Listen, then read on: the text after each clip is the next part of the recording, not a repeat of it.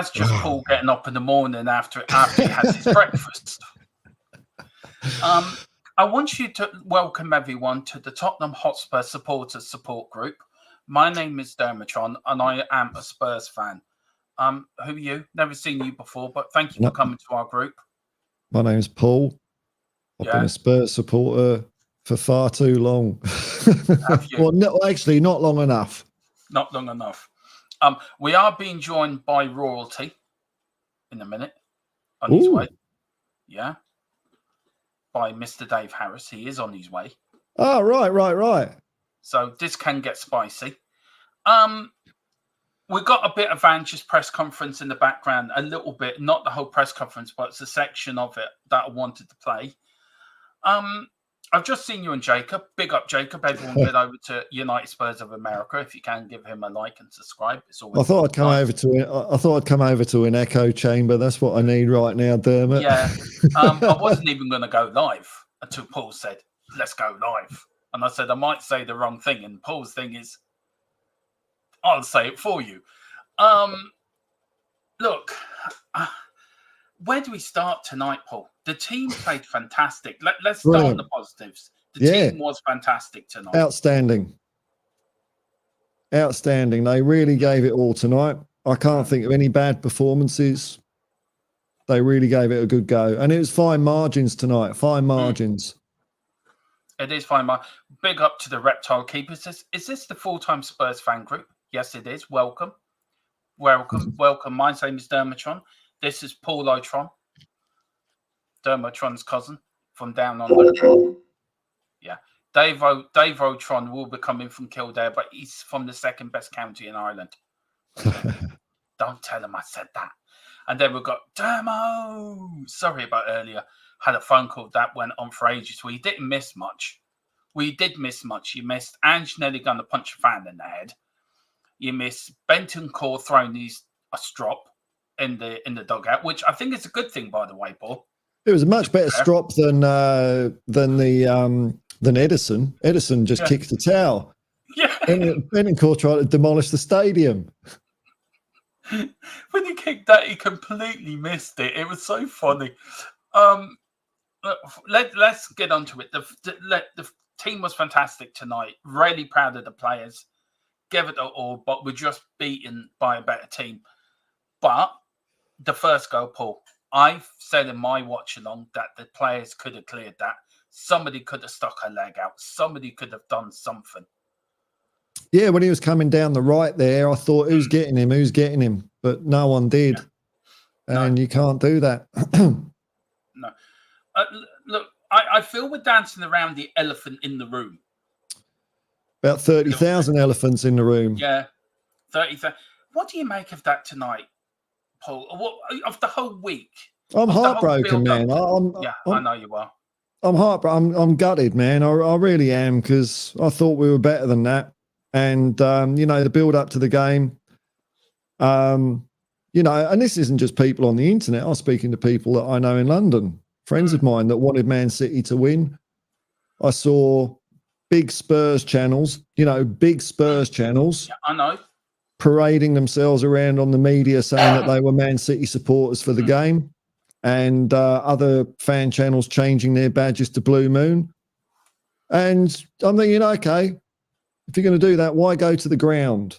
Well, if you don't want Tottenham to win, if the supporters didn't want us to win tonight, why did you buy a ticket? Why did you go to the ground just to put in that disgusting display? Stay at home. Yeah. Look, everyone's entitled to their opinion, and that is the world of football. But for fuck's sake, this is our club we're talking about.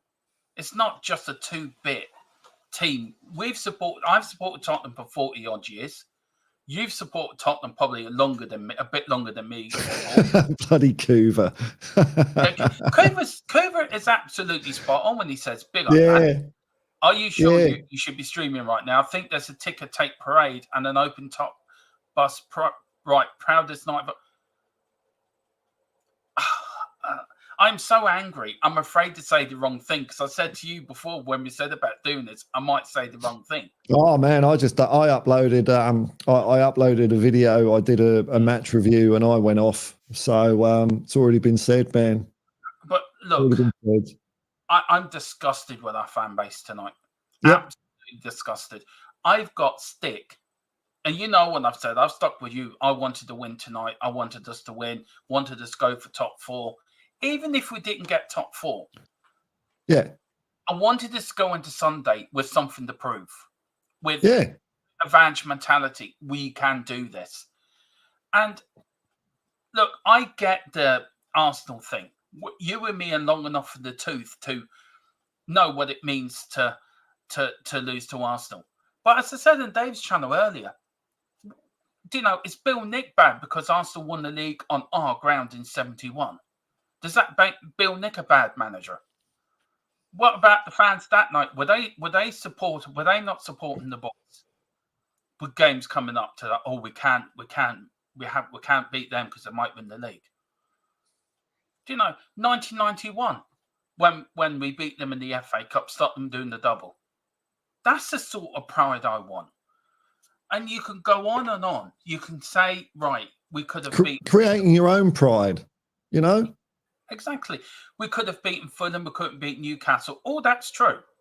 Yep. But you don't let outside influences change how you play a game of football. Or how you support your football club. I'm disgusted with our fan base tonight. Absolutely. I am. You and me, you're really upset about it. I am really angry over it. Yeah. I mean, I think it's so damaging a night like tonight. People can go on about Enoch or Ange or the players and how they've let us down. And, the fans let everyone down so badly. I mean, how do you come back from that? I think Ange is so pissed off. You imagine being a player. I mean, okay, so next weekend they go out and play against Sheffield United and, we'll be seeing, come on you Spurs. Well, we weren't last week when we needed you against Manchester City. Maybe a bit more volume in the ground would have got us over the line, but you lot didn't give a shit.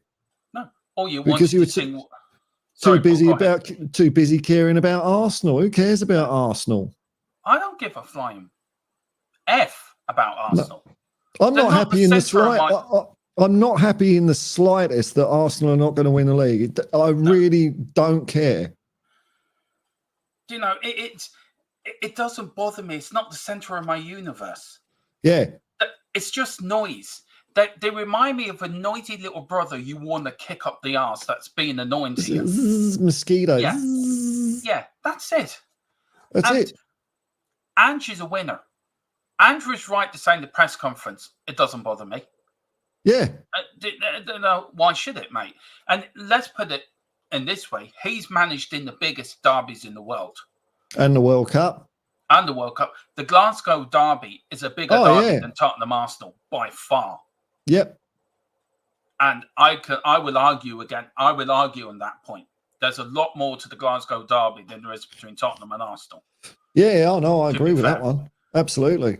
And even up there, he didn't give a shit. Even up there, I don't care. I want to win the game of football. So what we'll do, Paul, we'll go through, while waiting for Dave to come in, we'll go through the chat. There is something in the press conference I want to start the conversation on. And it was about foundations. Well, we'll hear what Ange's got to say, and then we'll take it off from there, Paul. We've got Spur. Do you want to read some of these out for me, Paul, if I hit them there? Yeah, no worries. Spursicus. Oh, hang on. I've got to do that. I am Spursicus. Says, disgusting behaviour from our fans is a reflection of where we are. Yes, ma'am. Yeah, absolutely. Reptile Keeper, I don't want Arsenal to win the league, but I support Spurs and they are my team and will always have my support through the good and bad times. Yep. That's what it's about, man. It is. Being happy, Reptile Keeper goes on to say, being happy to see Spurs lose is one thing, but singing songs wearing their colours, celebrating them scoring their home is disgusting and disgraceful. Yeah. Yeah, if you feel like that, don't go to the ground. Don't go to the ground. What purpose are you serving? Don't support Tottenham. Go and support them down the road. Yeah, go and support Man City. I mean, there's a few Spurs people out there that I think are secret Man City fans everywhere, the way they kiss their ass every time I hear them. We've got to behave ourselves now. Oh, have we? E&S, is he? Oh, okay, here he comes. Yeah, the royalty's in. The big D. The big D. Good evening, gents. How you going, man? You're all right, man. Yeah, not too bad. Not too bad. How are we? Me and Paul are pissed. Heartbroken. With our fan base. Absolutely heartbroken, man. I don't know where to begin. Yeah, look, I can understand it. Look, I think it's a horrible situation that we were we were sort of put in this week. Look, I don't agree with fans celebrating the City goals. I don't agree with fans putting, the fan behind the bench, having a go at Postecoglou, asking him to throw the game, turning up in City colours and stuff like that. I don't condone that whatsoever. But I get there's a lot of anger on both sides, and there's a lot of questioning each other's support on both sides and stuff like that. But what I don't like about this whole situation is that there's been a whole sort of emphasis of winning mentality shone on it. Okay, fine. I'm all for a winning mentality. That's what most fans want at this football club. But why are we shining it just on this one game alone? Why weren't we shining it against Chelsea, Arsenal, Newcastle, Liverpool, Fulham, things like that, And I don't like the way that this game has been split just on a winning mentality. And look, to a degree, that was sort of brought to the fore by the players and also by Postecoglou in the press conference. And don't get me wrong, I'm fully behind Ange Postecoglou. I just don't understand why it's been brought up on this one game when, it's all well and good for them to come out and talk about the winning mentality. But where was that the last 4 games? Why were we 3-0 down to Arsenal inside 30-odd minutes at the North London Derby and stuff like that? And I just don't like how this is all panned out off the back of it. I don't know that. You know that. And look, you know, I was on your show earlier yesterday and how passionate I was about Spurs winning and how I stuck to my guns, even on the fan show the day before. And it's all about pride for me. It's all about, and you're right to say the players didn't turn up for Arsenal. The players haven't turned up for Chelsea. We should have won them games that we lost. Fulham, but the winning mentality, like what I'm trying to say, Dermot, is the winning mentality isn't just based on tonight's game. No, it's not. The winning mentality is something that has, needs to be installed in this club. And Ange is trying to do that. But it seems like today's game is where it's all come ahead. But I think that's completely wrong. Maddison coming out talking about wanting to win. Kulusevski and stuff like that. Okay, great. But when the fans needed you, where were you? Did you turn up? No, you didn't. Yeah. I mean, look, I'm going to pick something out of the press conference. And I want to talk a bit about that because me and Paul have been talking on WhatsApp. Paul was on Jacobs earlier, and we were talking while he was on there that we're both afraid Ange will walk, and we are both afraid Ange will walk because I've never seen Ange so pissed, so angry, so disillusioned by what he saw tonight, and I'm worried he's going to walk. I don't know if it's a justified worried or if I should be worried, but I feel he will walk. So there he is. There he is. It's nice to see as we call you royalty on this channel, Dave. You are the king of the YouTube channels. But anyway, this was Ange talking. This is a little bit about foundations, and this is what I was really wanted to talk about. So let's see what Ange has to say. No, I think the last 48 hours has revealed to me the foundations are fairly fragile, mate. So that's what I feel. I just think that's, like I said, the last 40 hours has revealed a fair bit to me, and that's all right. That just means I've got to go back to the drawing board with some things. So, Paul, what do you reckon he means by that? Last 48 hours, I think he's talking about the fans. I think he's talking about the media coverage that the fans have got. Big Tottenham fan personalities proudly saying that they support Manchester City tonight with a big smile on their face. I think he's talking about us, and I think that's what he means by foundation. We've got no foundation if half the crowd turning up. Don't go to the ground. If you don't want us to win, don't go to the ground. They went to the ground, had a great old time, sang songs about Arsenal after the game. Well done, Spurs fans. Well done. You've done us proud. You've damaged this club. Absolutely damaged this club by your behaviour. I'm so pissed off with them. Yeah. I mean, look, I get what you're saying, Dave, about where they've been at the last 4 games. I do get that, and I probably support you on that, and I do agree with you on that. But do you get where Paul's coming from? I mean, I was disgusted to see Spurs fans doing the Poznan, celebrating a fucking Man City goal at our ground. If Bill Nick saw that, or Keith Birkinshaw, or any former player saw that, Bill Nick will go in there, take him by the scruff of the neck and kick him out of the ground. I mean, even that disgusts you, wouldn't it? I know it does, because you said you weren't happy seeing it. Look, I wasn't happy seeing it, you know. Look, what I said basically coming into this game is I don't want Arsenal winning the league. No. I don't. Look, I'm one of them. I will pay attention to what they say and what they do. You know, I like the rivalry, and it's hard not to, you know, with the amount of noise they make and stuff like that, right? But what I said is, look, if we lost, I wouldn't sit there and interrogate it, or, you know, be as unhappy with it as I was with other losses and stuff like that. Yeah. But I will not celebrate it. You know, I will not celebrate it. Look, the boys put in a great performance tonight. You know, they've done us proud to a large degree. And look, it was just one of them nights. It's one of them nights. It's sort of once in a lifetime. You know, it's a weird atmosphere. You know, you've got some people who they're surrounded by Arsenal every day of the week. You know, they've got siblings that are Arsenal. They work with people around Arsenal, and it's a pressure cook environment and stuff like that. And it can sort of get you. And sometimes, you know, you just want to be able to rub one back in their face. And I can get that to a large degree. I'm sort of like that myself to a degree. But, you know, to go there to celebrate, I mean, the guys that were sitting there in the the people that were sitting there in the 2 City jerseys, you know, cheering the City goals and stuff like that. That should never happen. You know, even if you don't mind Tottenham losing, just do it silently, you know. Yeah. Then at the end of the season, you know, if you want to go on that banter with Arsenal fans, go and do that. But I didn't like the celebrating goals, and I didn't like the fan calling out Postecoglou, asking him to sort of throw the game as well. I think that's gone way too far. Way too far. And you can see Postecoglou tonight is cracked. He's, you know, look, I look at what he said tonight, and I think it's damaging. I fear this could be the beginning of the end under Ange Postecoglou. And what I mean by that is, I think he was already starting to lose some of the fans before tonight. I think what he sort of said is similar to Antonio Conte's exit speech, but delivered in a different way. But he went one further, and he's called out the fans. Once you call out the fans, it is very, very hard to get them back on side. And once you do that, you almost turn more people against you. And I just fear tonight could signal the end of Ange Postecoglou, which is a crying shame, because I do think we were on to something special under Ange Postecoglou. And I do think he was the right guy to sit behind, show a bit of patience, and give him the backing that he needed to build this. Because you're not going to get to where Liverpool have been, where Arsenal are now, and where City have been by not giving a manager that chance.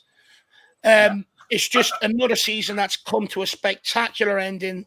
Sorry, not a spectacular ending, but you know what I'm trying to say. Like a catastrophic sort of ending that's everything's being blown up and everything else. And it's just yet again 4 or 5 seasons on the trot under since Pochettino. Again, our season has fallen over the line. It's you know, in a spectacular fashion, and it's really, really annoying, and we can't keep going through this. Look, my wish is that I hope Postecoglou, with some of the stuff where he said, you know, I need to change that.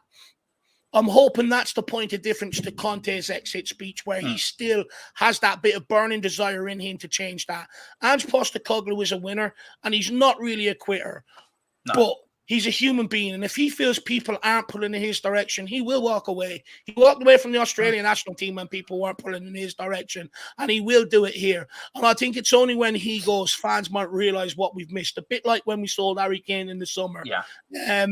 Look, it's just a shit night all around. To be honest, I'm glad it's fucking over. Hopefully we can all reunite tomorrow, and, you know, all be on the one train going forward now under Ange Postecoglou. I think Ange Postecoglou was 100% in what he said, you know, in terms of what he said about the winning mentality, the foundations and everything else. I think he's 100% right. Even if you did want Tottenham to lose tonight or whatever, I think you'll agree that he is right in terms of what he's saying, in terms of needing a plotting a way to move forward, if you know what I mean. Yeah, look, me and Paul talked about it before we came on air, that Ange press conference was like a Conte's moment, didn't we? We both said the same thing. It was Conte, but calmer, if you know what I mean. It really was. Taking responsibility as well. Taking responsibility as well, saying he wants to change it, not just saying these are club, these are players, he's unacceptable, you know? And it's not the board's fault. Tonight's nothing to do with Levy, nothing to do with Enoch. It's to do with the fans that I can respect any fan. They can do what they want. It's their entitlement to support the club in any which way they want to. But me and Paul and Dave as well, he's been supporting them for 20-odd years, 20-something years. I've been supporting Tottenham 40-something years. Paul, a bit longer. Philip, I spoke tonight. It's been support. He's 17. He's supported Tottenham since he was knee-high to a grasshopper. I mean, he was fuming tonight. He is disgusted. Look, personally, I think it's harsh just to put it all on the fans. I think there's a number of things at play that has contributed to where we find ourselves tonight. I think the players have to take a share of the proportion that we find ourselves in the situation we did tonight. If we had done some of our games earlier on in the season or picked up results where we should have, where maybe they threw in the towel or Ange said himself, some of them don't fully believe in it. If they would have started believing in it, or all of them were pulling in the same way, you know, we would have had enough points where we wouldn't even cared about the result tonight. We wouldn't have even had the conversation whether about Champions League football or Arsenal winning the title, because we would have already been in the Champions League spot. So they have to take a degree of blame. And look, I'm not one really to ever go out, you know, fully blame the owners 100% for absolutely everything. I do have my gripes with them and stuff like that. But selling Harry Kane just before the season starts, the day before the season starts, also pulled the rug under Postecoglou. Not replacing him hasn't helped Postecoglou. And it is a part of the problem and why we find ourselves where we are tonight. Yeah, I mean, Paul, look, I can't disagree with anything Dave says, and I don't think you can either. But if you're looking at just tonight, if this game was played back in February when it was meant to be played, none of this situation would have happened. None of this would have happened whatsoever. And David, look, we can all agree if we had won our games, the games we should have won, we wouldn't have been in the situation we're in. But we were in this situation because we weren't good enough to win the games we should have won. We should have beaten the Newcastle. We should have beaten the Fulham. We should have beaten the Chelsea. As Dave says the other day, I hope I quote you right, it's the worst team in 7 years or something you said. Who, Chelsea? Chelsea. Worst team in about 2 decades, Dartmouth. Yeah. And we should have beaten these teams. But, Paul, tonight, my biggest gripe is tonight. We've got fans having a go at Ange, pointing to Ange, as Dave says, throw the game. Or we don't need to win this game. You've got fans in there. The commentary, I think somebody said, was as quiet as anything. Now, I couldn't hear the game because I was doing the watch-along, but I had a guy in my chat after my watch along at halftime saying it was a strange old atmosphere today. He was at the game. It's unforgivable. I know what you're saying, Dave. Yeah, we should have won other games, but I don't think that means we withdraw our support. You know, the club is the fans, and well, I thought it was, but it's you know, now it's come on you Spurs asterisk, conditions apply, and I'm not up for that. No, we all don't want Arsenal winning anything. We can all agree on that. We can all agree on that till the cows come home. There's 2 moons in the sky. We can all agree on that. What's got me is the fans tonight, win, lose or draw. It's not down to us what happens to them. It's down to them. We could have won tonight. Everton could have beaten them on Sunday. Who knows? Football's a funny old game. You go to a match, you give the team 110%, win, lose, or draw. That is my point. This is where I'm angry about. You've got a manager who's severely pissed off tonight. I mean, I agree with you, Dave. It's like Conte. He could be gone. Mm. He could be gone by tomorrow morning. He could say after Sunday, Monday after season finishes. Sorry guys, I'm now breaking news. Ange Postecoglou has walked out of the club. Would Real Madrid fans want their team to lose a game because it meant Barcelona winning, or the other way around? Hell no. That's the difference. That's the difference between our mentality. It's not just the players. It's not just the board. It's not just the manager. It's the fans. The fans severely let us down tonight, man. It was just the way that they were celebrating, man, celebrating the opposition winning, scoring a goal. I've never seen anything like it, man. And I know it's exceptional circumstances. I don't give a shit, though. I want to win the game of football. If you go to the ground, or if you say you're a Spurs fan, you support the team. You want to win. I want to ask you a question, guys. And I was thinking that I did ask it during the watch-along. Look, me and Paul are ascribed as older fans, right? And Dave, you're a younger fan, so please take that. There is a compliment there. So he's not that young. He's not that young. Well, he's younger than us. I've really got grey hairs, Darmo. No, you're younger than us, Dave. Let's be fair. You're young, right? But is it a generational thing? Do we see football in a different set of eyes than the younger fans do these days? I don't know. I think they just care more about what the other teams are doing, what Arsenal's doing. You know, I've already been through baptism of fire. I mean, I've had all sorts of accusations put at me, which I don't care. Saying, you know, I don't care about the rivalry. You know, my last year of school was 1989, 1990. We came back from school when Arsenal had won the league in the last couple of minutes at Anfield. Michael Thomas scoring a goal, winning them 2-0. I had to eat absolute shit for a whole year. I was the only Spurs fan in my school, all Arsenal. I had to eat shit every day for a year. And you know what? It didn't bother me because they're Arsenal fans. Doesn't bother me. I don't know why people are so thin-skinned about it, really. It's just weak to me. Give it back. Give it back to them in spades. They're Arsenal. They're nothing. You know, what were fans like when they won the league in our place in 71 or 2004 when they won the league? I think that hurts us more than I think it would hurt me more than if we were to win tonight. I think, do you know what I'm getting at? I'm just so angry at the moment. I really am. Sorry, Dave. No, look, I hear the point that's being made, and look, I'll sort of give it to you from my dad's point of view and my point of view. Yeah. My dad has witnessed the glory years. He can stand there and go, do you know what? Doesn't mean that. And we won a league title, we'll be there again. I fully believe it. You know, I've got trophies I can hold up to you. My point of view, the only one that I really remember of my lifetime that I was really sort of old enough to understand was the Worthington Cup, the Carling Cup, whatever it was called at the time. You know, and it's sort of, you know, it has reduced me to being a bit petty, to be brutally honest, because I don't come from that era of the success and the trophies and stuff like that. My whole lifetime, I've had to watch Henry and Bergkamp fucking prance around, you know.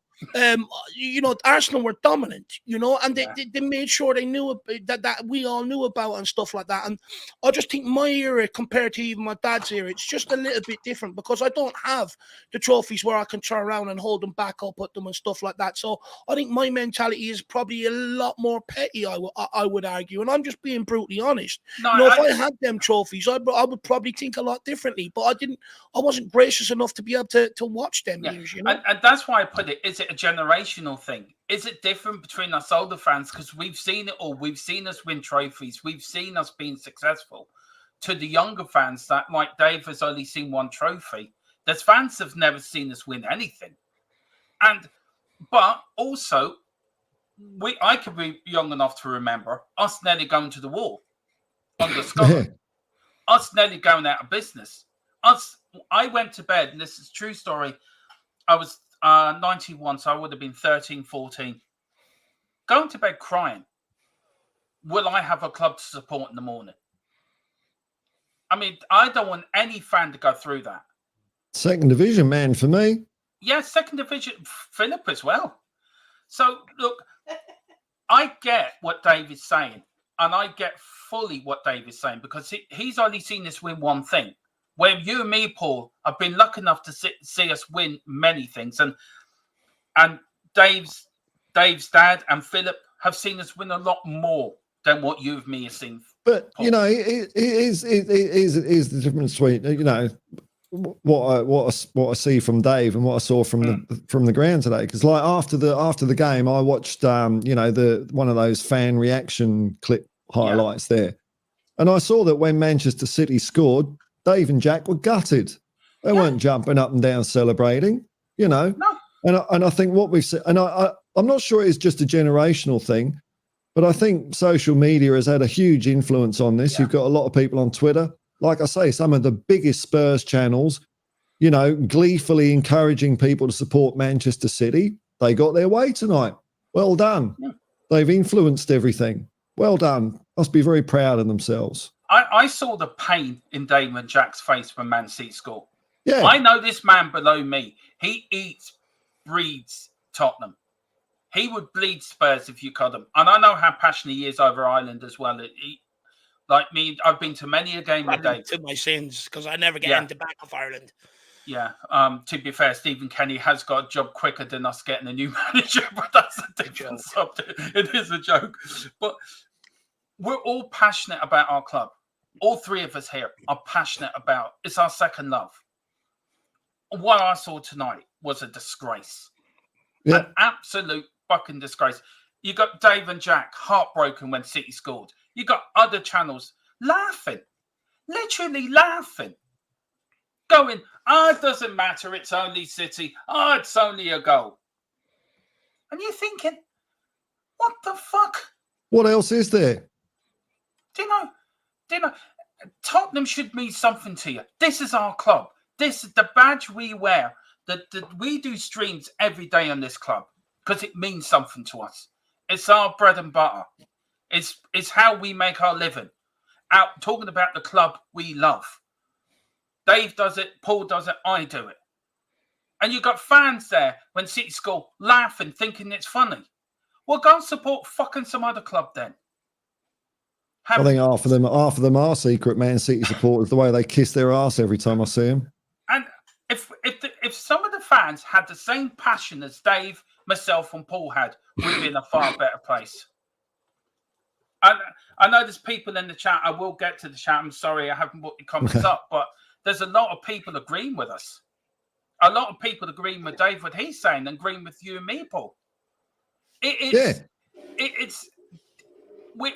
and me may be old fans, but there's a way of supporting your club and support your country as well, and you do it with pride. I can even see right after the dust settles after the game, and you get over the initial disappointment of losing against Manchester City. I can see it where, you know, some people take a silver lining. Okay, well, at least Arsenal don't win the league. Okay, I get that. But in the days building up to the game, during the game, you're cheering the other team. I mean, I don't understand it, man. What's Kuva saying here? Kuva 99. For me, the most telling thing Ange said tonight was, "Oh well, back to the drawing board." It suggests this entire season has been pointless. I wondered if it was his own personal drawing board, you know, his own career. Where's he going? That's what, you know, they're the sorts of things that come to my mind, man. I don't know. Dave, as a passionate Spurs fan, right, and as somebody who's very good at what he does, by the way, and how you talk about the club, how worried are you about Ange tonight? Look, I'm concerned. As soon as I read it, my initial reaction was, it's going to be hard to come back. As soon as he came out, Ange out started trending all over Twitter, all over social media. Oh, really? You're joking, man, are you? Oh, sorry to put an even more downer on your evening. I didn't mean to deliver. I thought you knew that, to be brutally honest. I thought you might have. No, I don't look at that shit, man. But, oh, well, doesn't surprise me. You know, fans have already made the fans have already sort of took it and ran with it. Look, I just think when when you go for the fans, it's very hard to come back. I mean, Jurgen Klopp done it at Liverpool, but he was there for a number of years before he really sort of had a go at them. And he had won a lot of trophies in the bank. So he had that credit where he almost could get away with it. No matter what he said, they followed. But where we're at now, and I don't blame Ange for this, you know, but the timing of it, you know, when he doesn't have the same credit in the bank as Jurgen Klopp, I just fear it's very hard to come back from. And look, I remember I was actually done a stream with you, and maybe Paul was on this as well, but I know you and Philip were, Dermot. Yeah. Last the November before Conte got sacked, when there was rumors of a contract and it didn't happen. I remember saying to people, I think this is the beginning of the end, and a lot of people called me crazy. But you know, it turns out I was right. When there was no contract signed, you know, it was never going to sort of. It was always going to be the beginning of the end. But and I think this could be the same with Postecoglou. I think, look, I hope the board have a bit of balls about them and they stick by their man, stick by Postecoglou, and sort of come out and maybe back that there does need to be a change and stuff. And, you know, within that, realize on the things that they've got wrong and, you know, send out a message to try and get everybody back on the same wavelength again. Look, we acknowledge our mistakes. We want to try and put them right. We're going to get behind Ange Postecoglou, and we need everybody singing in the one direction. Come out with a statement like that. I think it would do Ange Postecoglou the world of good. I think he probably will be here over the summer, but I think if he gets off to a very poor start next season, I think fans will very quickly go get him gone. I think, you know, after what he said today, I think he has to get off to a flyer next season. I just worry about the words that came out there. It does signal sort of the end to me. You know, Ange Postecoglou has been cool all season long. You could see in the build up to this game, then with the atmosphere, and then after, you know, he's cracked. He's absolutely cracked. I haven't seen him like this at Celtic. I've never seen this side of him at Celtic, and this is what concerns me. And we do this to every manager at this football club. It's worrying times. Look, I also wonder, you know, because I do feel at times the board sort of pander to the fans' feelings on managers. When fans made their feelings clear on Nuno, he was out of there quick, fast. When fans made their feeling after Conte's exit interview, he was out of there very quick, fast. Be interesting to see what happens over the next coming days. It does. I mean, Brad Matthews, big up, Brad. Please, everyone, like and subscribe. And do send in a super chat or super sticker, and pick up your memberships as well. It does help the channel, helps me, Philip, Tequila, and Carl Simpson do what we love doing, which is bringing you content, which we love talking about Spurs. And like and subscribe to Paul's channel, and like and subscribe to Dave's channel as well, please, guys, and pick up your memberships there. These two guys are the royalty of YouTube, and they're the only two guys I fully trust in YouTube too. So please show them a lot of love, because they are great people to know on screen and behind. They've been there for me when I needed somebody to be there for, and they really are great people. Brad was at the ground tonight. He says, I have to say something. My heart died tonight. And for Brad to say that, I'm with him. That's the way I feel. I feel like I've been dumped by my girlfriend or something. I'm heartbroken, Brad. I'm heartbroken over what I saw. I don't know where to put myself, and I know Dave's hurting as well. I can hear it in Dave's voice. He's hurting. Look, I think everyone's hurting to a degree tonight. Yeah. I think me and Paul a little bit more because of our stance and where we took this game and where we come from. But I really wanted to win. I mean, Brad's been there for years. The Reptile comeback says the fan base will always be divided. A lot of fans don't want us to see any success under these owners. Yeah, true. Yeah, it's true. It's true. You know, when we're on a winning roll, they're all quiet. We lose a few games, they're all gobby all of a sudden. I mean, that doesn't sound like proper support. No, it doesn't. Spartacus says Man United are dead, Chelsea are dead, Arsenal ain't winning anything. Liverpool, where's the brag? I don't get it. And that is true. I mean, look, I'm with Dave on this one. I am. I don't want Arsenal to win anything. Paul's there as well. That we understand. I got accused today of not understanding the rivalry. Yeah, me too, man. It's crazy. I understand the rivalry more than anyone. You know, Dave's been through the harsh of the 90s and the early 2000s. Me and Paul can fucking remember them, you know, winning the league in 89, '89.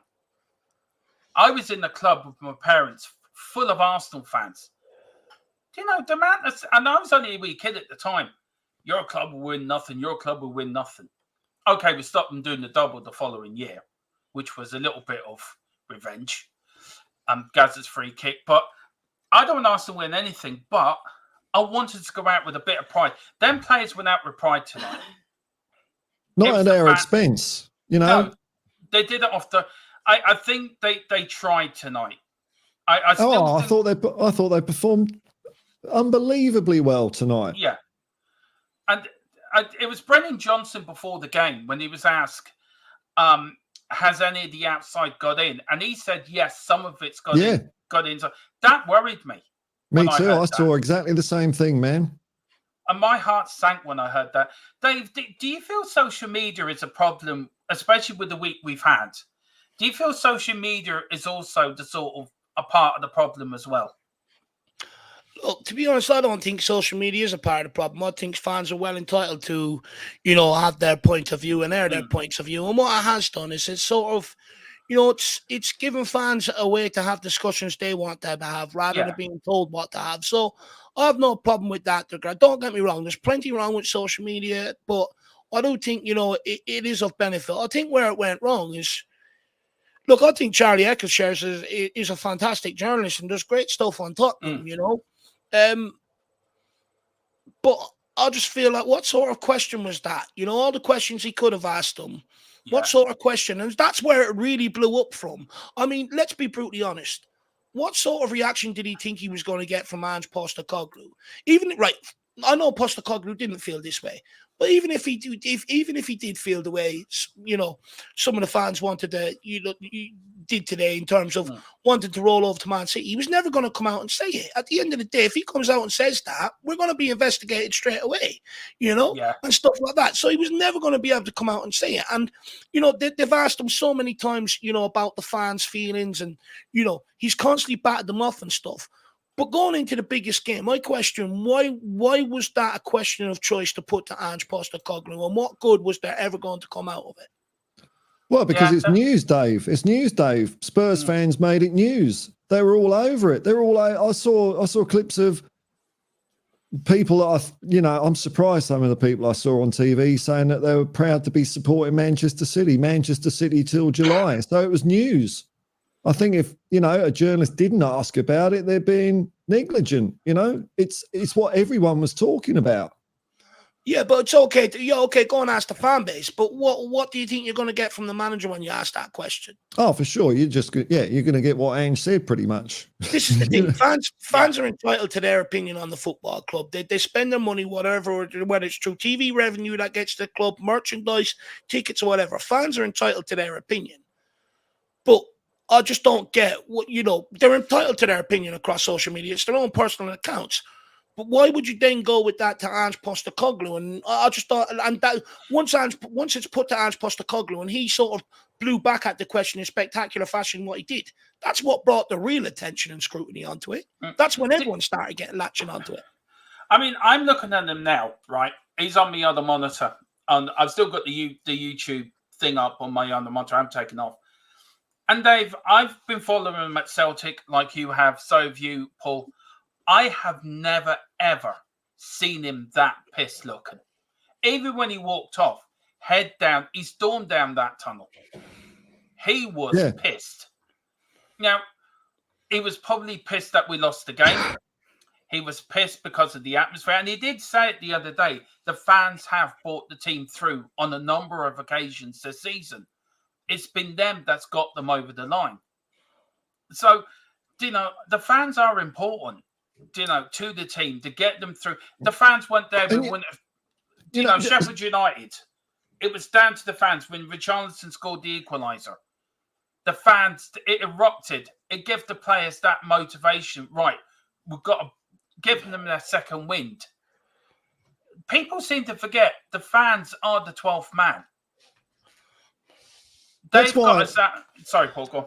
Well, that's why I thought, you know, when Ange was responding to those questions, he was like, he couldn't understand it. It's like, well, no, surely the fans are going to cheer us to win. You know, I really think he believed that.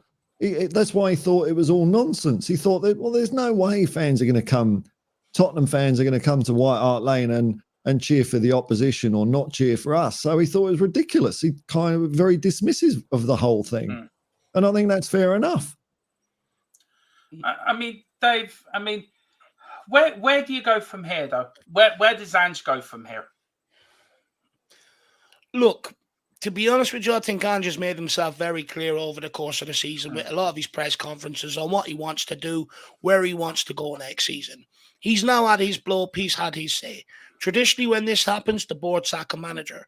It's now up to the board to come out and say, look, I think there's a chance they might, because they have that Newcastle game at the end of the season in Australia. So I think, to a degree, I think they might. But what I think needs to happen now is, and I think Ange Postecoglou will probably bring out some sort of united message, look, there's a lot of finger pointing, blame and everything else, but we all need to be on the same page going. I think Ange will do that in his next sort of press conference anyway. But I also think to a large degree the board need to come out, because I think right now a lot of fans are sort of, there's a split. Some believe in Ange, some don't. Some believe in his tactics, some don't. And I think right now, what everyone's waiting for is some sort of leadership or some sort of direction. And that's only going to come from the board. And I think someone from the board I think it'd be well advised for them to come out with a message now and let fans know whether this is the plan going forward properly or not. Yeah, you can say, the length of the contract, is maybe the indication, but that we all know contracts mean absolutely fuck all in football nowadays. So I do think it's now up to the board to come out and say, look, Ange Postecoglou, he's our guy. We're going with him going forward. Get on board the project. We're going to back it. We hold our hands up. We've made mistakes in years gone by, but this is our guy going forward, and send out that message. And I think you'll see many people follow very, very quickly with it. So let's wait and see what they do. Yeah. Look, I've been told that it's going to be a bumper summer, that Ange will be backed, and I have been told a few things. We've got Philip, big up to Philip Brady, big up. So he says, I've just watched Ange's presser. He's going nowhere, he says. I hope you're right, Philip. I hope your reading's right, and I can see that aspect of it, that he's going to knuckle down and get on with the job. I hope that's the case, man. But I can just see he was so. I can understand it from a manager's point of view. If the fans treat you like that and treat the team like that, what's the bloody point? Why would you manage that? Go somewhere else and where the fans are supporting the team. I want to say big up also to where we're going. Big up to David. Big up David Shear says, morning Dermot, Paul and David. Cobber. Morning. G'day, Cobber. G'day, David. It's really night time for me and David. It's morning for Paul and David. I don't know what the hell we're doing up this late, Dave. We must be mad. Can't sleep, man. When shit like this happens, I can't fucking sleep. Same here. We've got Ange says, Ange should have been coming out and saying, really pleased with the performance, but unfortunately City took their chances, but I like what I saw. But our fans killed him today. Yeah, I think they did. Because he's never seen anything like that. No. Never has. We've got Jay Green. We as a fan base must stay strong and support Ange Postecoglou, which we all do. His vision to win. There's ups and downs, but we must back Ange. I truly believe that. He got angry because he cares about our club. I just want to say one thing. He does care. He cares very deeply about our club. More than let's put it right. More than Conte, more than Jose did, more than bloody Nuno did. Probably Poch, probably did care, but he was still a serial loser. But that's another subject and another time. But I think Ange cares about the club, and he wants the best for us. And I think Levy sees that. He sees he's got a good manager, and Dave is right. And I think Paul, you, me would agree with that. The club have to come out with some sort of statement. This is our manager. Back in the day, it was the voted. Dread of confidence, wasn't it, when the board came out? Well, that's what worries me about it, because it usually gets followed by a sacking 2 weeks later, doesn't it? So what was it? Man City used to sack their manager. Used to come out one day, we're back to manager. 23 hours later, we were sacked. That was back in the day. That's how good Man City were. They were sacking managers back end of nowhere, living in the stadium was a heap of shite as well. We've got the real. And 17 years, it says Ange should have said all these things a couple of months ago. He's had to remember those fans that watched his team all over the country. You watch some crap we have seen. look, the first season was never going to be easy with Ange. He's got a lot of crap players then. Dave has been, we all have. I think Dave more than you, me, Paul, I suppose, in a way, have been the lack of squad players we had. Ben Davis, Eric Dyer, David Sanchez, Winks, all them players had to leave. If he gets the right players in the summer, and Philip has said this as well, Philip truly believes we can win the league next season. Yeah, me too. Can we do something special next season? We can. Of course we can. You saw how close we were to the best team in the land tonight. We weren't far off. It wasn't like, Manchester City dominated us. We were all over them, And I think the difference tonight was they didn't have the 12th man. Yeah. That could have been as simple as that. Could have been that, where, previous games I've watched the last 10, 20 minutes, the fans are so loud, man, willing the team on. Yeah. There was none of that tonight. None of that. They were celebrating that Arsenal didn't win the league. Wankers. Absolute wankers. What a shit show. Pathetic losers. 48 hours, Dave, is a big change for what we saw on Saturday with the Crown with Ange. Him there with his family walking around the pitch at the end of the game to tonight. It's a massive difference, isn't it?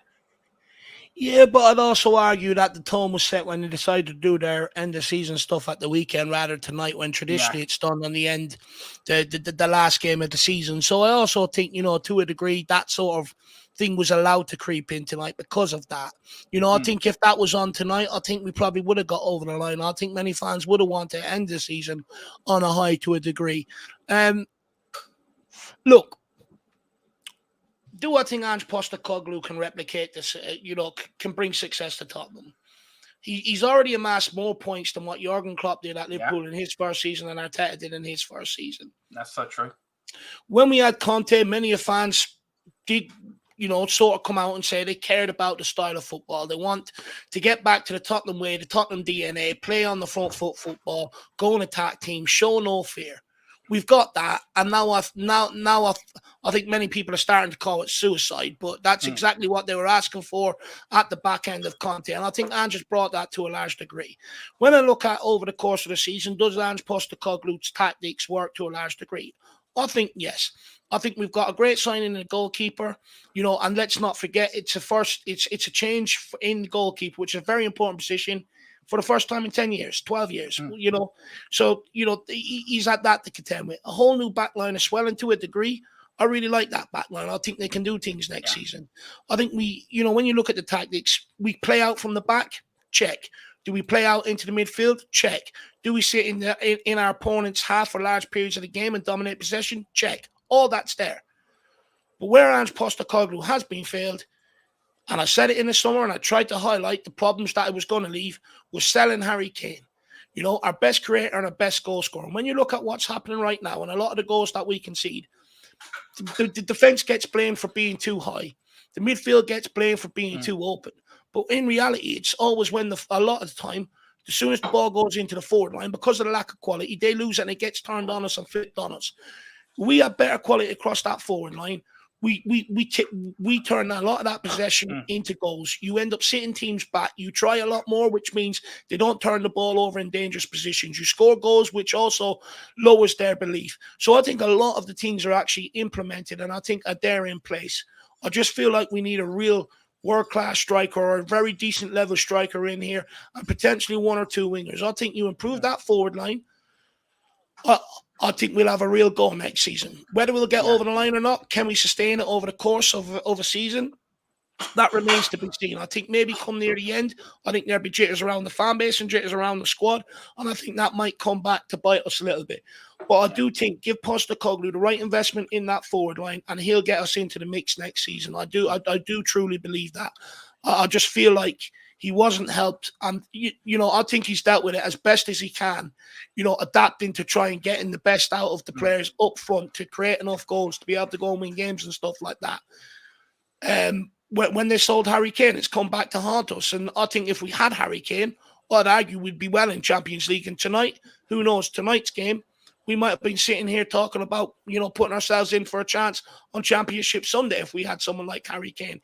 He amassed us, I think, 22 to 24 points last season from draws and winning goals. And that was that was sort of, I think, devalued. And I think we sort of missed that this season. I think you get that back, I think we'll have a real go. Yeah, you look at it, don't you guys, that games we could have drawn, we could have won. Games we lost, we could have drawn. So if you do look at it that way, I get your point, and it probably is a valid point to make, because there is games. You look at Chelsea where we were down to 9 men. Harry Kane up there, would he have put away the chances that were missed? Possibly. There's a point. And you look, I just don't know. It's ifs and buts, isn't it? It's football, isn't it? It's just if that and buts that. But Dave does make a very good point, and he has banged back on about it all year. We didn't replace Harry Kane. And I was one of the ones that said in the summer, after Harry Kane was sold, we don't need a number 9. We have enough around us, everyone, to make up the difference. And I could hold my hands up and say, look, I was wrong. Look, it's not even about that, Dermot. Look, no, but I did say that at the time, Dave. And and I said that to you on the fan show. We don't need Harry Kane. And I'm big enough to hold my hand up and say I was wrong. And you were right. It's not even about that. It's just the fact that the club never replaced it. And I really think they've got it wrong. Under Conte and Jose, when we had defensive managers, we had a really weak back line, but a world-class forward line. Now we've got an attacking manager. I'd argue we've got a really good, on the verge of being able to become world-class back line, but a really weak forward line. I think the club have got it the wrong way around. Yeah, I think so. Listen, guys, I just got to go through some of these chats. They're jumping in. Sorry, Paul. I didn't mean. If you want to say something on that, do you? Before going to the chat? No, I'm just nodding. I'm all right. You're like the dog out of the advert for the insurance, nodding. I'll just say quickly. Look, Ange has been going on about the forward line all year. I think Dave's right. If they were kicking in, it's not. I mean, it's not just losing possession. I mean, we should have scored so many more goals. I'm fine giving over possession after the ball's in the back of their net. I don't care, but we didn't do that, and I think that's probably on the cards for the summer. Ange has been so adamant about it, but I think we've done exceptionally well despite the circumstances. I agree. There's been a handful of crappy performance this year, just a handful compared to last year where it was like every bloody game. I think the turnaround has been almost miraculous. I mean, so it's just a shame, I'm just gutted, man. I'm just gutted over tonight. I really am, man. Me and Philip left the AC Milan game disillusioned. I know Dave and Jack did as well, because he was at the same game. We left there disillusioned. I mean, the only funny thing about that game is we're in the club shop and we saw 2 AC Milan fans just down from us. And I said to Philip, let's go and get some Italians, interview some Italian fans in the for the game. Like, really excited. I was excited, think, good, I'm gonna interview a few Italian fans. And I think it was me or Philip said, do you speak English? Yeah, we're from Westport in Ireland.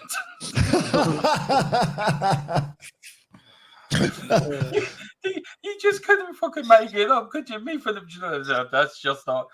Honest to God, it was so funny. On this question, did you hear a come on you Spurs chant? I don't remember hearing. Now, I didn't have the sound on because I was doing the watch along, Jacob, so I didn't hear it. Dave or Paul, did you hear it? I don't have the sound on either. Yeah, I did, because I've got a nice mixing desk, so I can hear it when no one else can. I heard one. And it was pretty quiet. That was it. I have to get your mixing decks. You have to tell me what you've got. A Rode Procaster 2. Sounds like the Road Runner. Right. Anyway, David Shear. G'day, Philip Copper. Ange isn't going anywhere. I reckon he's been brewing for some time personally. Yep. We've got Mr. Phil. We've got the Reptile. Keeper says next season Ange wins the cup, and then says, there you go, now F off. So, that could be possible. Could be very possible. Well, that's kind of how he left Australia, because he was getting all sorts of shit when he was Australian manager from mainly from the media. I don't think it was so much from the fans. And he got through to the World Cup and he said, bollocks to this, I'm going to Japan. Philip Brady says Carragher reckons we give City more problems than he's seen in months. The fact their standing keeper was man of the match speaks volumes. Yeah, Sonny's chance, guys. Should have Sonny scored that, or did he miss it deliberately? Look, I'm being controversial, Paul. Don't worry. I think if someone's going to miss it deliberately, he wouldn't have tried to put it on target. He tried to put it on target. And that's everything. No way. He missed that on purpose. I just wanted to see Paul's face by saying it. I really was thinking, what can I do to Far out, dude. You got me there. Yeah. Should he have, would Harry Kane bury that? Let's put it that way. Is that, if that's Harry Kane or any other top striker, is that ball in the back of the net? No response. Look, it's ifs and buts, isn't it? We can only say what we saw, and you know, the keeper made himself big enough. Good save from the keeper though, but I think Sonny could have went the other way. I think he went the way the keeper expected him to go. I think he could have went the other way personally, but I just wanted to see you two reactions by saying that. I just thought it was funny. It was a joke, by the way. I wasn't being serious. We've got always back our Spurs no matter what. We've got the rector. Why did fans' expectations go up because of Ange? He will get us to where we want if we just trust him and have a little faith. Exactly. Absolutely. Exactly. And not want to lose games. Yeah, I know. I know, Paul. Ian S says the irony is the Scum could still win the league. Spanners won't be a walkover for City. Yep. I mean, there won't be a walkover. That's not an easy game for Man City, by the way, but I think they will win it. But I don't know. I think a lot that's going on with the managerial position right now. I think it's one of them. West Ham don't really have that to play for. They're just going to go through the motions and then wait to go on holiday. The real year 17, Lewis, it's VDV our new left back.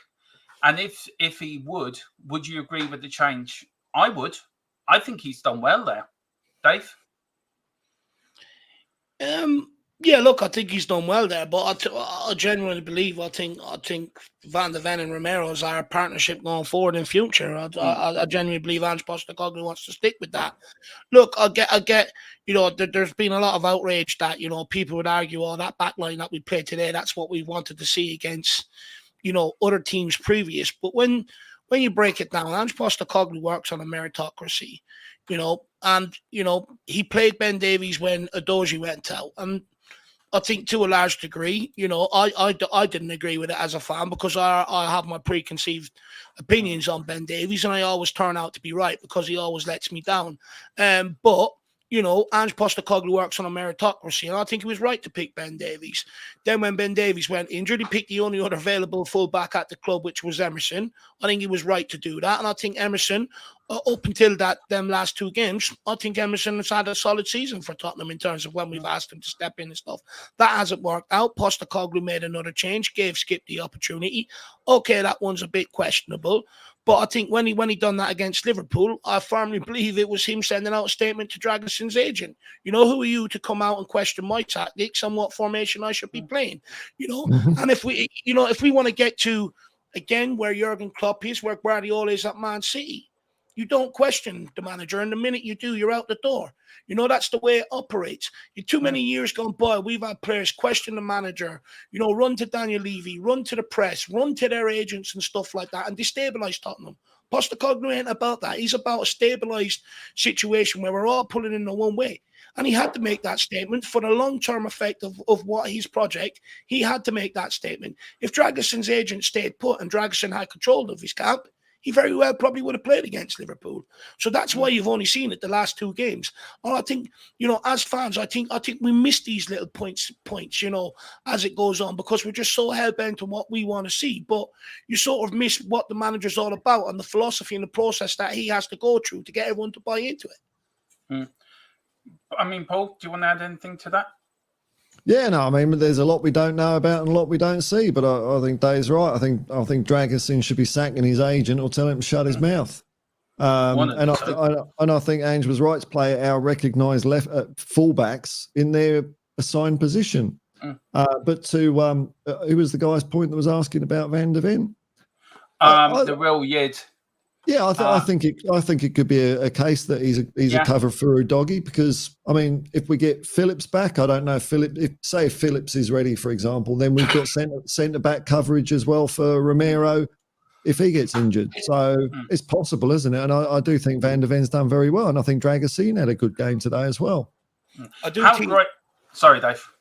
No, I was just going to say quickly, I do think this is a part of the problem. You know, we sit here and call for a manager to have a squad and 2 players for every position.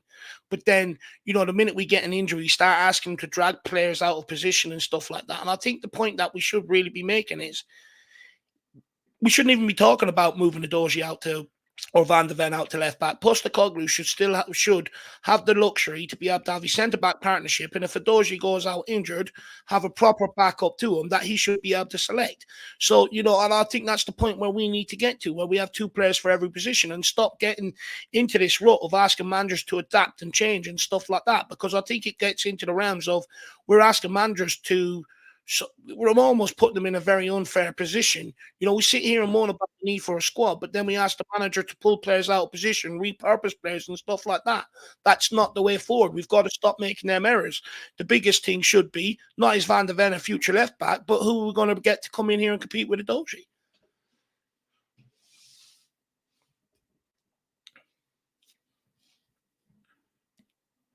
Darbo? I agree. Where has he gone? I haven't a clue. But look, Paul, I see you're very disheartened tonight, my man. Very disheartened. I'm absolutely heartbroken, because I thought at least, you know, you can rely on the fans no matter what. And you know, tonight, and it was just the whole build up. You know, before the game, you know, I was having a look around, and that's where I saw, you know, a lot of media reports of prominent Spurs fans giving their backing, and I couldn't believe what I was seeing. I really couldn't. It's inexcusable, man. Inexcusable. It's treason. I mean, can you? Well, I just don't understand it. I really don't understand how you can say you support a football club, but not all the time. You know, this phrase, I'm Man City till July. What's that? What does that even? Okay, well then fuck off. Don't come back. Man City until you die. You know, until, you know, next season or whatever, until July. What? So does that mean these fans aren't coming back for Sheffield United? They want us to lose against Sheffield United? I mean, what the fuck does it mean? I'm so, you know, I've kind of got used to Spurs, being a Spurs fan, that the players will let you down, and sometimes the manager will, you know, play in a style that you don't want, or the board won't back the manager and all that sort of stuff. But tonight's on the fans, man. Tonight's 100% on the fans. The build-up and in the ground, all on them. That's what breaks my heart. Go on, Dave. Sorry. I was just going to say, do you know what? I think once the dust settles and stuff like that, I think there will be good to come out of this. And what I mean by that is, you know, it just puts Tottenham in a bad light. This whole situation, it doesn't matter what side you fall on and what your belief is. It sort of puts Tottenham across to the general, you know, footballing world in a bad light. And I think, you know, there could be good to come from this, that it might actually galvanize, you know, people to start, you know, being a bit more serious, for the board to start being a bit more serious and stuff like that. And I think Ange could be leading the way, or trying to lead the way with what he's come out and said tonight. And I think, you know, maybe this in a roundabout way probably needed to happen for us to really sort of move forward in a general direction, so that we're never put in this situation again. Because I do think when the dust settles, everyone will be a little bit embarrassed by that we've been put in this situation and what's really unfolded. And maybe this was the last thing that needed to happen, so that we can all really move forward. You know, maybe this whole embarrassing thing needed to happen, so that we can push forward and go on and sort of, you know, be serious. You know, I don't know, man, because, you know, I think there's quite a few fans out there that don't, you know, even, you know, I can see you're gutted and Dermot's gutted, and, you know, most people are gutted, but I think there's a large proportion of vocal fans that don't want success at this club while Levy's in there, and that's their prime motivation. And they're happy we lost. You know, it's not just that Arsenal don't win the league, because that's what they're going to be full of. Like, that's going to matter next week. That's the, you know, like I say, they go quiet when we win, and they're very loud when we lose. And you know, they have influence. You know, they have a large following. They have influence of fans, and I think that's sad. And maybe that's something. You know, when Ange starts building a successful team, hopefully these tossers will fuck off out the club for good, because I'm sick of them. I mean, I've got to the point where it gets to me too, Paul, and I don't say a lot about it because I don't want to say a lot about it because I don't want the hassle of them. Do you know what I mean? I just don't want the stress of it, but it pisses me off. You go on to, I've always said it, you go onto your channel or Dave's channel, you're respected, your opinion is respected, and it's a safe place to go into. And that's all we want. Ange is building something special at Tottenham. He's building a new empire. And when he said tonight, the foundations are fragile, that for me is the biggest indictment of the club, of anything anyone can say. I think he's talking about us, man. He's talking about the fans. He is. Because you got Scotty Two Boy here. Remember when I said to you, and I think he said it to me and Philip, actually, I think to you as well, Paul and Dave, when Ange signed for you, Scott Celtic fan, big up Scott. I haven't seen you for a while, sir. I know Brendan Rodgers has been boring, but oh my God, hasn't he? Yeah. Yeah. I think Ange is quickly looking up Celtic to go back up there again. Give him time, and he's your gem of a manager. We all know that. Piss him off, he'd be off fast, and then you can say poof. Yep. That is so true. I think so. That is so true. It depends if he's pissed off or whether he just sees this as a bigger challenge, you know, because he likes a challenge. Yeah. You know, I like this. I like this comment here by the real N17 Yid Lewis. I remember when we got relegated. Every Spurs fan supported the club and the team. The fan base nowadays would crumble like rhubarb. Yeah, man, I agree. If you had Twitter and YouTube, can you imagine it would have been hashtag Birkinshaw out straight away. Hashtag, they'd be saying, oh, why are we playing this young kid, Glenn Hoddle? You know, and the same in Bill Nicholson's first season when we finished 18th. Bill Nick out. We deserve better than that. They've got no spine these days. No spine at all. It's all bollocks. Absolute bollocks. It is. If we had sacked Keith Birkinshaw the year we got relegated, we'd be out of the league. We'd be in Division 3 now. Yeah. I mean, look, it's late for me and Dave, so I'm sort of gonna wrap this up soon. But look, where do we go from here? Where do we go from here? There's a lot of hurt. There's a lot of damage done tonight, one way or the other, between the fan base, between Ange, between the way between Ange and the fans. He's really pissed off. Does he? Davis rightly said, "Is this the beginning of the end?" It could well be. Where do we go from here? Where is there any silver lining that us three experienced Spurs fans can give the younger generation to say, look, we've seen this all before. We've been down this road before, but things will change. Is there anything we can give? Is there any bit of light we can give these younger fans at the end of the tunnel? Because it's been a hard night. It really has been a hard night. It's been a tough night.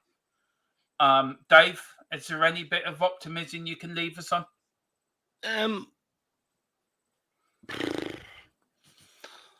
Look, I just hope that the dust can settle over the next couple of days, and you know, fans can stop sort of having a go at each other from both sides. You know, those who didn't mind, you know, were open about losing today, and then those who wanted to win today and stuff like that. Because one thing I've learned over the last few years, the division in the fan base isn't the way forward. You know, and look, like I said, I think the board need to come out and send out a statement that they're going to back Ange and that he's the guy going forward, and to try and get everyone to follow the one direction. I just hope that we can sort of all get back together on the same hymn sheet and sort of go forward. And I do hope that maybe there's a positive that'll come out tonight, because regardless of what side you fall on, like I already said, I think when you reflect on it, it would be like, how embarrassing was that? What an embarrassing situation to be put in. I don't blame the fans for tonight entirely. Like I said, I blame some of the players. They can sit there going into this game talking about winning mentality all they want. I'll be fair and I'll argue, where was that when it mattered when we were playing Arsenal, Chelsea and rivals like that? You put in more effort tonight than you did in them games. So I question why. But going forward, I just hope that we can all get behind Ange Postecoglou and all start calling for the same thing. Because I think if we do, I think it actually benefits the man that's leading us right now, which is Ange Postecoglou. And I think that's the way forward, where everyone can get behind Ange Postecoglou and all call for the same thing. That's what I would like to see happen. And I'd also like to see, this split finish. I'm just sick of it. At the end of every season, Spurs fans are having to go at each other's throats for one reason or another.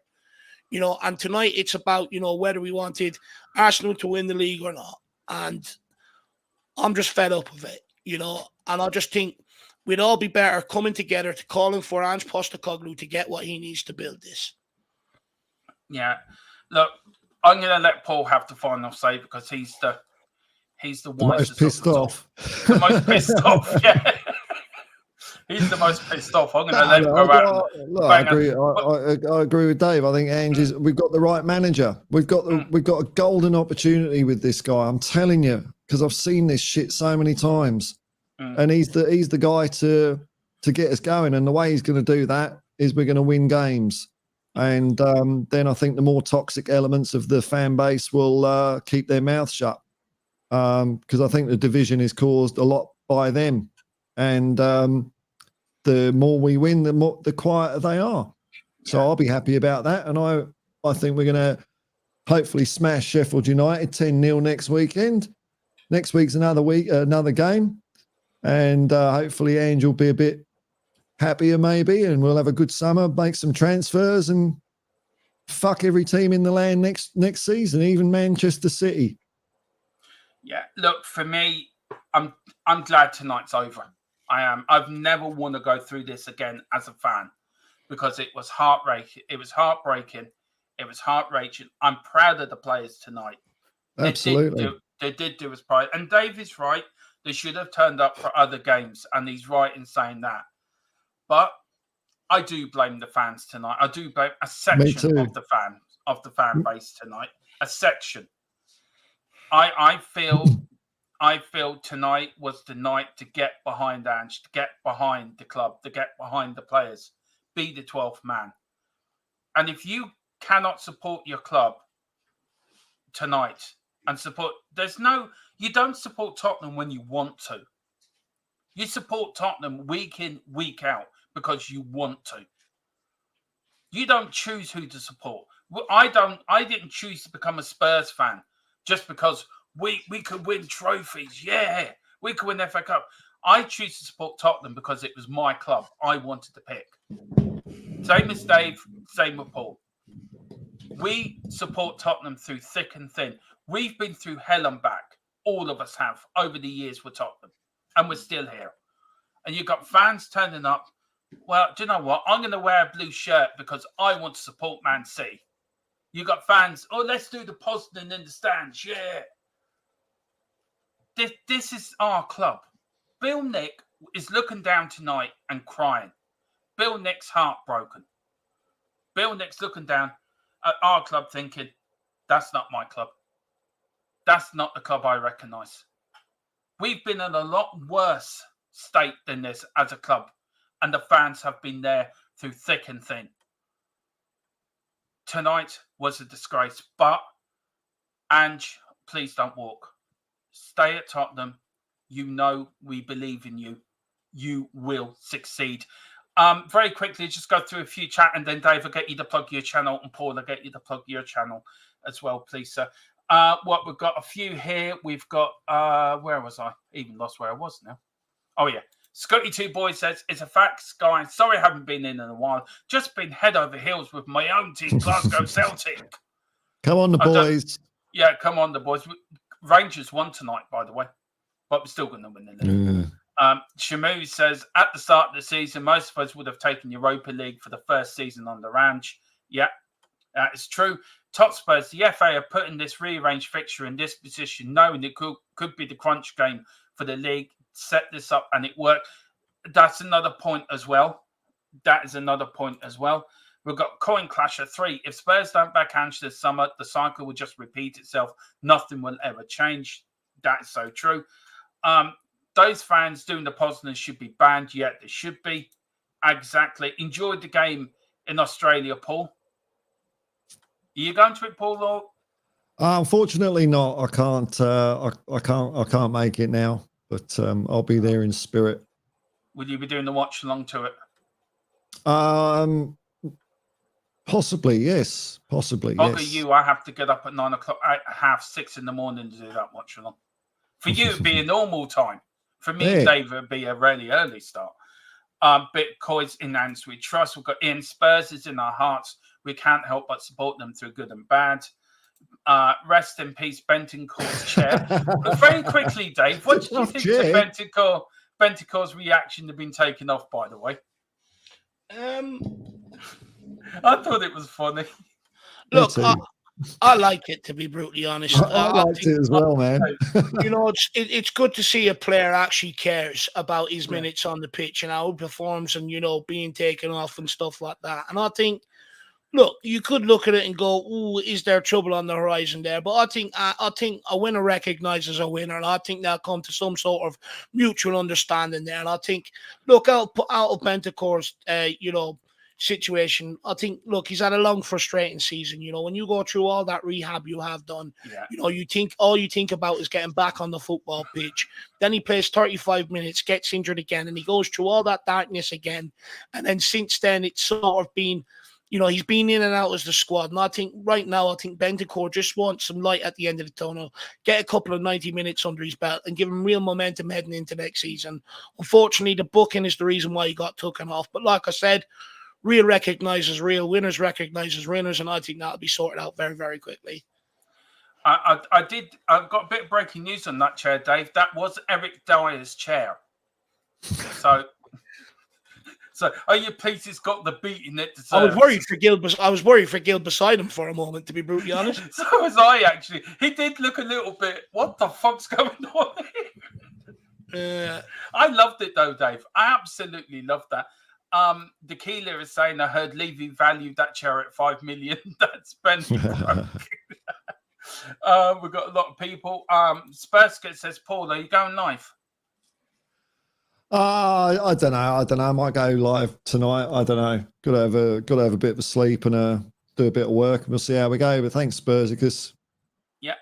Dave, look, you are the legend. You are the king of our little group.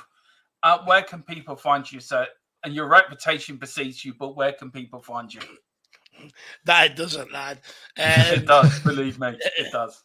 Yeah, look, you can find me over at the Irish Hotspur. I think, look, to be brutally honest, all I'm putting out tomorrow is a bit of a Twitter act. And all the aim of it is to, like, you know, once the dust has settled, hopefully we can, you know, come across a few comedians and maybe sort of rejoice, you know, maybe heal ourselves through a bit of laughter. And then on Thursday, it's the big one. It's the Under-21 Cup final. So come and join me for that.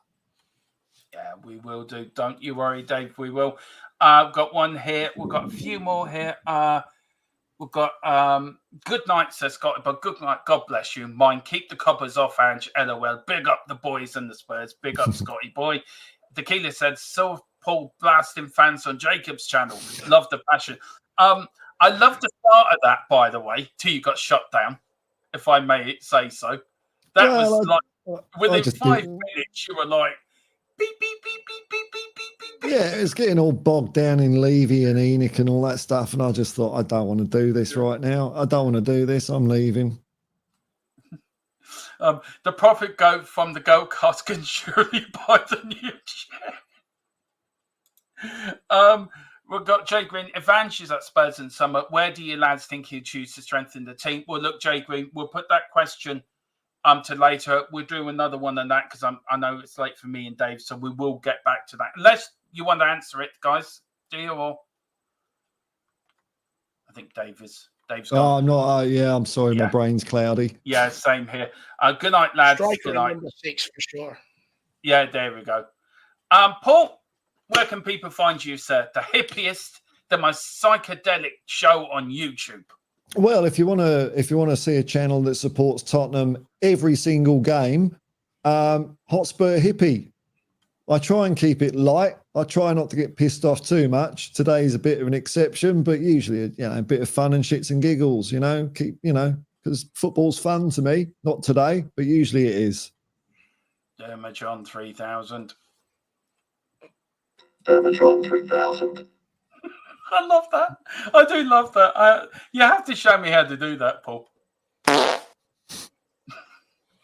Paul, behave yourself. You're not Jacob's baby now. Behave yourself. Right. That is me. Cause you can find me, called Dermatron here, and Philip, and Tequila and Carl here on THFC till I die. So hit the like button, hit the subscription button, hit the notification bell on 3 channels that follow Spurs through thick and thin, no matter what. And Tequila says, LOL, no, oh no, he has new toys. And then Ian says, just stop, Paul. So there you go.